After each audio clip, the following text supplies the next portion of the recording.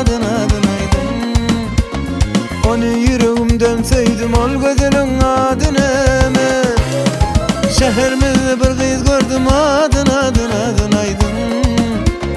Onu yüreğimden sevdim ol gözünün adını mı? Gelin mi ya oğluna bat Gülşat mı ya ayna bat? Sevişme ayıp mı zar zar? Ol gözünün adını mı? Gelin mi ya oğluna bat Gülşat mı ya ayna bat? Sevişme ayıp mı zar zar? Şol gözünün adını mı?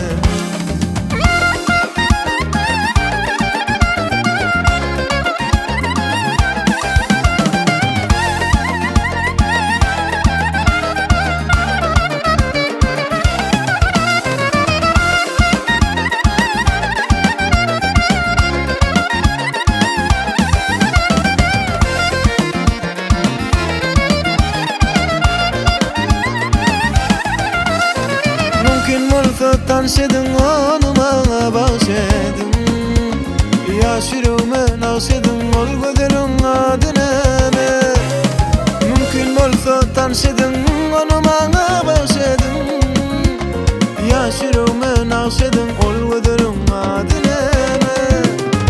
Gelin mi ya oğluna bat Gülşat mı ya ayna bat?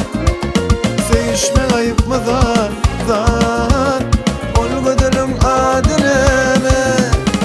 Gelin mi ya oğluna bat Gülşat mı ya ayna bat?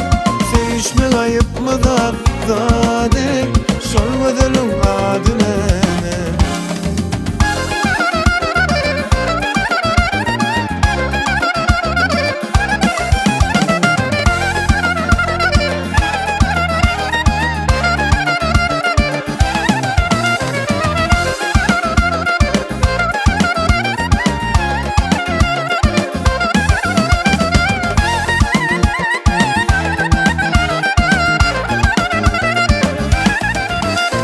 Şehrimizde bir kız gördüm adın aydın. Onu yüreğimden sevdim ol gözünün adını mı? Şehrimizde bir kız gördüm adın aydın. Onu yüreğimden sevdim ol gözünün adını mı? Gelin mi ya oğluna bat Gülşat mı ya ayna bat? Sevişme ayıp mı zar zar? Ol gözünün adını mı? Gelin mi ya oğluna bat Gülşat mı ya ayna bat?